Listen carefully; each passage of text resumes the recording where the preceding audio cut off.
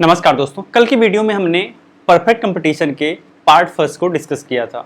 अगर आप वीडियो नहीं देखे हैं तो ज़रूर देख लीजिएगा, उसके बाद ही पार्ट सेकंड को देखिएगा, यानी आज के पार्ट को देखिएगा। तो आज के पार्ट में हम स्टार्ट करते हैं सबसे पहले शट डाउन पॉइंट के बारे में।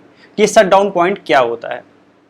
जैसा आप इसके नाम से समझ सकते हैं, शट डाउन यानी एक ऐसा पॉइंट जहां पर कंपनियां या जहां पर फर्म प्रोडक्शन करना बंद कर देती है।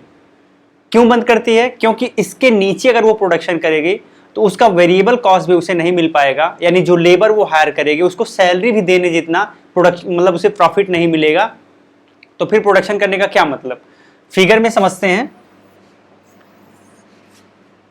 तो आप देख सकते हैं ये परफेक्ट कंपटीशन है, इसलिए एवरेज रेवेन्यू प्राइस सब यहीं से रहेगी और ये आपका मार्जिनल कॉस्ट हो गया, ठीक है, और ये आपका एवरेज वेरिएबल कॉस्ट हो गया। अब जो एवरेज वेरिएबल कॉस्ट है ये यहाँ पे इसका मिनिमम है, अब यहाँ लास्ट है, यही है आपका shut down point. Shut down point ये है, इसके नीचे ये प्रोडक्शन कभी नहीं करेगा। इसके नीचे अगर वो प्रोडक्शन करेगा तो आप देखेंगे इसे बहुत ज़्यादा लॉस होने लगेगा, क्योंकि इसका फिक्स कॉस्ट नहीं निकल रहा है और साथ ही एवरेज वेरिएबल कॉस्ट भी नहीं निकल रहा है। तो कोई कंपनी या कोई फर्म वहाँ प्रोडक्शन क्यों करना चाहेगा? तो इसके पहले तक तो वो प्रोडक्शन करेगा, लेकिन जैसे यहाँ तक आ जाएगा या इसके नीचे जाएगा तो प्रोडक्शन करना बंद कर देगा। इसे बोलते हैं शट डाउन पॉइंट। उम्मीद करता हूँ आप समझ गए होंगे। आगे बढ़ते हैं।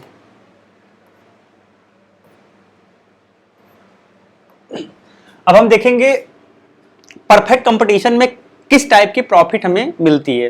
तो बेसिकली ये 3 टाइप की प्रॉफिट हमें परफेक्ट कंपटीशन में देखने के लिए मिलती है। पहला नॉर्मल प्रॉफिट होती है, दूसरा सुपर नॉर्मल प्रॉफिट होती है और तीसरा होती है लॉस। लेकिन आपको ये ध्यान रखना है कि ये 2 कंडीशन में अप्लाई होता है। एक तो है कि शॉर्ट रन में और सेकंड है लॉन्ग रन में। जब हम शॉर्ट रन की बात करेंगे तो ये जो तीनों टाइप का मैंने आपको बताया है, normal profit, super normal profit और लॉस, ये तीनों मिलेंगे। लेकिन जैसे ही आप लॉन्ग टर्म में जाएंगे तो सिर्फ आपको नॉर्मल प्रॉफिट पे काम करना पड़ेगा, ठीक है। तो ये आप समझ गए होंगे। चलिए फिगर में देख लेते हैं, फिगर ड्रॉ कर लेते हैं।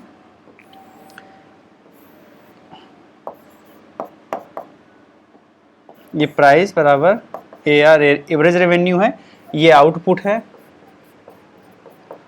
है, ये आपका प्राइस है, ठीक है। और यहाँ पे आपका मार्जिनल कॉस्ट है, ये आपका मार्जिनल कॉस्ट है। और यहाँ पे आप एक चीज़ देखेंगे, सबसे पहले हम नॉर्मल प्रॉफिट की बात कर रहे हैं तो आपका एवरेज कॉस्ट भी जो है यहाँ से जाएगा, ठीक है। ये आपका एवरेज कॉस्ट है और ये हमारा, तो आप देखेंगे प्राइस जो है और कॉस्ट, प्राइस और कॉस्ट दोनों इसी लाइन पे है, तो ये हमारा हो गया नॉर्मल प्रॉफिट। हम सुपर नॉर्मल प्रॉफिट पे चलते हैं। तो ये आपका सुपर नॉर्मल प्रॉफिट का फिगर है, यहाँ पे प्राइस है और एवरेज रेवेन्यू यही हो गया, ये आपका मार्जिनल कॉस्ट है, ठीक है। और हमें क्या अब देखना है? सुपर नॉर्मल प्रॉफिट देखना है। तो जो आपकी कॉस्ट, एवरेज कॉस्ट है वो ऐसे जाएगा, ठीक है। तो ऐसे जाएगा तो आप देखेंगे कि यहाँ पर जो है ये आपका कॉस्ट हो जा रहा है, ठीक है, ये आपका कॉस्ट हो रहा है और ये आपका प्राइस हो रहा है। तो ये आपका हो गया super normal profit.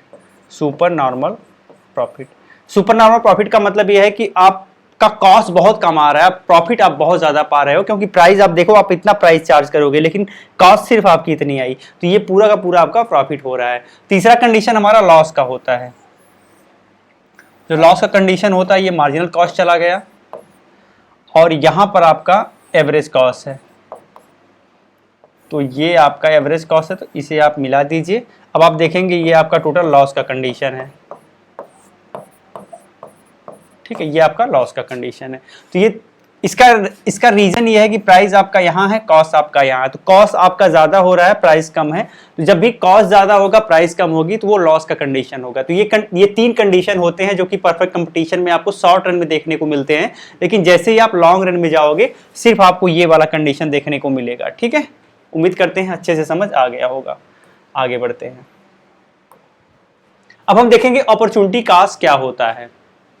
Opportunity cost समझने के लिए मान लीजिए आप कहीं जॉब करते हैं, आपकी सैलरी जो है वो है 1 लाख रुपए। आपकी सैलरी 1 लाख रुपए है, आप कहीं जॉब करते हैं। अब आपके दिमाग में ये आया, चलो यार हम बिजनेस स्टार्ट करते हैं। ठीक है, आप बिजनेस स्टार्ट करते हैं, जॉब आपने छोड़ दिया, बिजनेस आपने स्टार्ट किया और बिजनेस से आपको मिल रहा है 20,000 रुपए मंथ। आपने 20,000 रुपए इससे कमाया और 1 लाख रुपए आप इससे कमा रहे हैं। तो यहां पर आप देख सकते हैं कि आप 20,000 रुपए कमाने के लिए 80,000 रुपए कंप्रोमाइज कर रहे हैं। ठीक है, 20,000 रुपए कमाने के लिए यहां 80,000 रुपए कंप्रोमाइज कर रहे हैं, क्योंकि यहां पर आपको 1 लाख रुपए मिल रहा था और यहां पे सिर्फ आपका 20,000 रुपए मिल रहा है। तो यहां पर अपॉर्चुनिटी कॉस्ट लगभग आपकी 80,000 रुपए आ जा रही है। तो ये होता है अपॉर्चुनिटी कॉस्ट, यानी किसी एक काम के बदले दूसरे काम को करना। तो अगर हम जो पहला काम कर रहे हैं तो उसको छोड़ने के कारण जो हमें नुकसान हो रहा है वो आपका अपॉर्चुनिटी कॉस्ट होता है। आगे बढ़ते हैं और अब समझते हैं कि सप्लाई कर्व क्या होता है और उसे कैसे डिटरमाइन करते हैं। सप्लाई कर्व की जब भी बात आएगी तो ये 2 फैक्टर आपको याद रखना है, एक टेक्नोलॉजिकल प्रोग्रेस और दूसरा इनपुट प्राइस। यानी किसी वस्तु की प्राइस कितनी, जो आप इनपुट लगा रहे हैं किसी वस्तु के प्रोडक्शन में, उसकी प्राइस अगर ज्यादा होगी या उसकी प्राइस अगर कम होगी तो वो इफेक्ट करेगा आपके सप्लाई को। ठीक है, अगर प्राइस बहुत ज्यादा, इनपुट अगर आपको बहुत ज्यादा महंगा मिल रहा है तो आप ज्यादा प्रोडक्शन नहीं कर पाओगे, क्योंकि आपकी कॉस्टिंग बहुत ज्यादा बढ़ने लगेगी। साथ ही टेक्नोलॉजिकल प्रोग्रेस, अगर टेक्नोलॉजिकल प्रोग्रेस आप करते हो तो हो सकता है कि आपकी कॉस्टिंग में कमी आए और आप ज्यादा प्रोडक्शन कर पाओ। ठीक है, तो ये चीज आपको ध्यान रखना है। अब यहां पर एक चीज मैं आपको सबसे पहले ड्रॉ करके बताता हूं कि सप्लाई कर्व होता क्या है, तो आप अच्छे से समझ जाएंगे। जैसे मैंने आपको परफेक्ट कंपटीशन में ये बताया था फिगर, और ये आपका प्राइस हो गया या फिर एवरेज रेवेन्यू हो गया, और यहां से आपका मार्जिनल कॉस्ट गया है। ठीक है, और हम मान के चलते हैं कि ये हमारा पॉइंट है, इक्विलिब्रियम का पॉइंट, ये हम मान के चलते हैं। अब जो आपका सप्लाई कर्व है ना, सप्लाई कर्व हमेशा अपर स्लोप अप मार्जिनल कर्व, यहाँ जो ये मार्जिनल कॉस्ट है इसका अपर स्लोप होता है। यही मार्जिनल कॉस्ट की जो लाइन है यही होती है सप्लाई कर्व, लेकिन इसका अपवर्ड स्लोपिंग होती है। ठीक है, जो ये अपवर्ड स्लोपिंग है ये होती है। अब मान लीजिए ये आपका एवरेज वेरिएबल कॉस्ट है, एवरेज वेरिएबल कॉस्ट है, तो यहां से ऊपर जो ये लाइन है एमसी की, ये सप्लाई कर्व है। इतनी चीजें आपको अच्छे से समझ आ गई होंगी।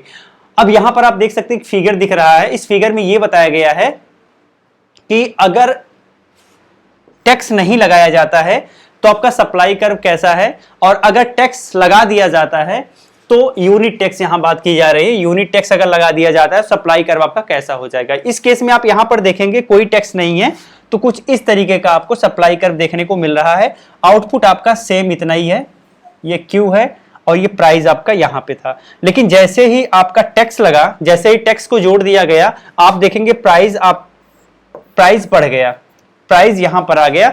और क्वांटिटी आप कितनी है, क्वांटिटी आपने नहीं बढ़ाया, टैक्स लगने के बाद क्वांटिटी नहीं बढ़ती है, लेकिन प्राइस बढ़ जाता है। और जैसे ही प्राइस बढ़ जाएगा आप देखेंगे आपका सप्लाई कर्व अपवर्ड शिफ्ट हो गया।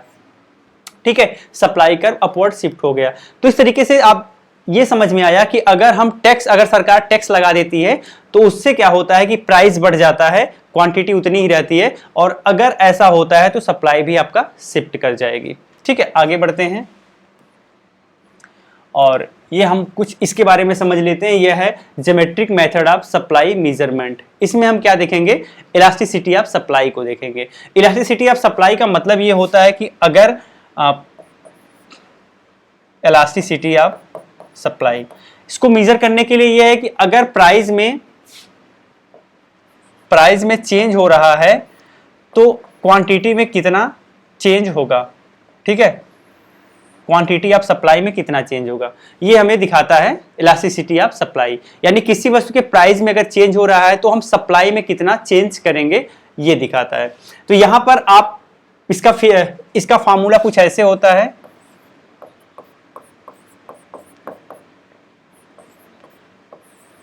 ठीक है, इस तरीके से होता है। अगर यहां पे इस फिगर में आप देखेंगे तो आपको 3 फिगर देखने को मिलेगा, 3 अलग अलग तरीके के फिगर है। जो पहला वाला फिगर है इसमें आप देखेंगे ये यहां से लेके यहां तक MQ0, ठीक है, ये पूरा हम लेंगे, ये ज्यादा बड़ा है OQ0 से। ठीक है, MQ0 ग्रेटर देन OQ0। इसका मतलब ये है कि अगर पहला वाला पार्ट ज्यादा बड़ा है दूसरे वाले पार्ट से, जैसे MQ0 बड़ा है OQ0 से, तो अगर आप डिवाइड करेंगे, सपोज करिए ये 2 है, ये 1 है, तो कितना आ गया, 2 आ गया, तो आपकी इलास्टिसिटी हमेशा 1 से ज्यादा होने वाली है इस केस में। सेकंड केस ये है कि यहां पर OQ0 और यही आपका M भी है, ठीक है, OQ0 MQ0 दोनों बराबर है, तो दोनों का अगर आप डिवाइड करेंगे तो 1 आएगा, ये भी आपको ध्यान रखना है। और तीसरा पॉइंट ये है कि यहां पर MQ0 छोटा है और OQ0 बड़ा है, तो कभी भी अगर MQ0 अपान OQ0, अगर MQ0 1 है और OQ0 2 है तो आप देखेंगे 0.5 आ रहा है, इसका मतलब ये लेस देन 1 होगा। ये 3 कंडीशन है। तो उम्मीद करते हैं आपको ये जो परफेक्ट कंपटीशन हमने आपको समझाया है अच्छे से समझ आ गया होगा। कभी भी परफेक्ट कंपटीशन में ही आप सप्लाई कर्व को दिखा पाओगे।